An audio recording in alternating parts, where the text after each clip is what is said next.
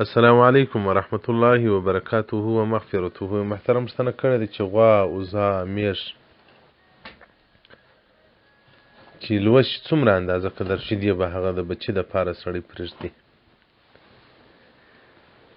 محترمه د عبدالله بن عمر رضی الله عنه څخه روایت دی چې رسول الله صلی الله علیه وسلم تېرېدی، یو صحابي میږه لوشي، ځکه صحابه کرام برکانو اکثر رمي او پسونه درلودو.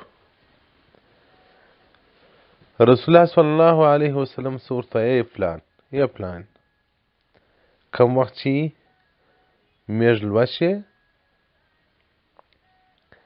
د ده ماشوم او بچي ته یې څه پرېږده، دا نیکي ده د حیواناتو سره.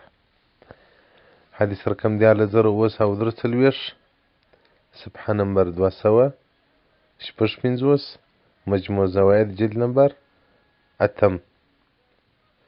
نو محترمه هغه بچی خو نو واښه نسي خوړلی، خو دغه د مور شیدو ته یې تمه ده. هغه بیا بعضې ښځې دی بخیلانې نه ور پرېږدي، هغه نو باره غوا یا اوزه هغه ورباندې خلاصې شیدې نه ورکوي. هغه هم په پوه سي چې دا ستا لاسونه بې خیره دي، ګرده شیدې راسه بیا راسه وړې نو باره پر غله سي. نو هغه بچیانو ته شیدې ور پرېږدي. زه خو مرس کوچنی ومه، ما ته دې خورا ښه خوند راکړه او زړه به مې ورباندې سوځل کېدی.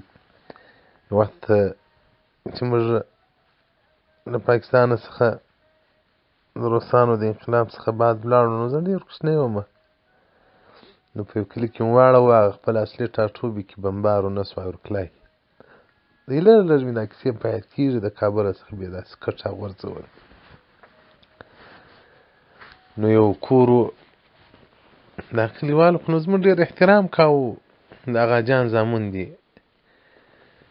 د بابا صاحب مبارک لمسیان دي. نو ایلي خلا نومېده، بس د دې کره به زه ډېر وکړمه.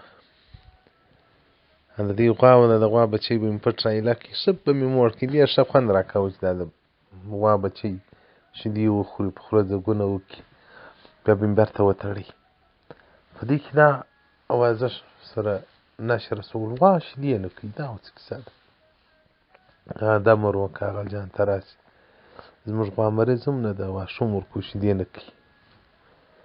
بل وخت یې ورباندې ولیدلم چې غوا شیدې نه کوي، خو دلته دیوبندي کار خراب کړی دی. باره خو نو بیا دی ډېر څرک و په ما پسې، نو ما خو نه سوای کولی چې د غوا بچی ورولم، هغونه وخت ورته انتظار سم چې د شیدې وخوري. نو باره به مې پټ ور ایله کړي.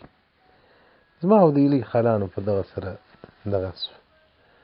تر دا وسه پورې هم ایلي خالا ته چې زما نوم څوک ور یاد کړي، وایي لیونۍ وایي زما د سر مازغی وایي را وخوړل. موږ چې کومې خپلې وزې درلودې په یو وخت کې موږ ماشومانو پلار مو حیات و، نو هغه زموږ سیرلان به دی چاغ او پنډې څټې به کړي وې. نو خو زه باره پټ راووتم، دوی مور و زوی مو لور و زوی به مو پله پسې ایله کله. هغه خو نو سیرلان دی، ورته چم دا شیدې خوښې دي. نو خپله مې ډېر رحم راځي پر دغه ماشومانو حیواناتو باندې. نو که مې هر کله غوا رانیوله یا د غوا شوق مې وسو، نو بیا به زموږ شیدې نه وخورو، ګرده شیدې به دا بچی وخوري. نو رسول الله صلی الله علیه وسلم هغه ډېر شفقت درلودی، رحمت للعالمین، پر ټول مخلوق باندې د رسول الله صلی الله علیه وسلم مبارک رحم. کافر سره دا رحم و چې له ابدي دوزخه یې بچاوه، په ایمان مشرفه کول، الله سه ایمان راوړه. له یتیم سره څومره رحم و، له حیوان سره څومره رحم و. نو محترمه ښځې دې دا بچیانو ته د غوا و، د وزې و، د میږې شیدې لږ ور پرېږدي. دی نو هم نه کوي چې ټولې بس په لوښ کې ځینه واخلي. هغه نو بچي نو بیا د مور ځګر ته سر نیولی وي، باره ټینګ ټینګ وایي. دغه بعضې حیوانات خو دی خو حیوان دی نه پوهېږي، مور ټینګ په سر ووایي، په دا نس کې په دغه لانځه کې به شیدې راباندې را ایله کړه.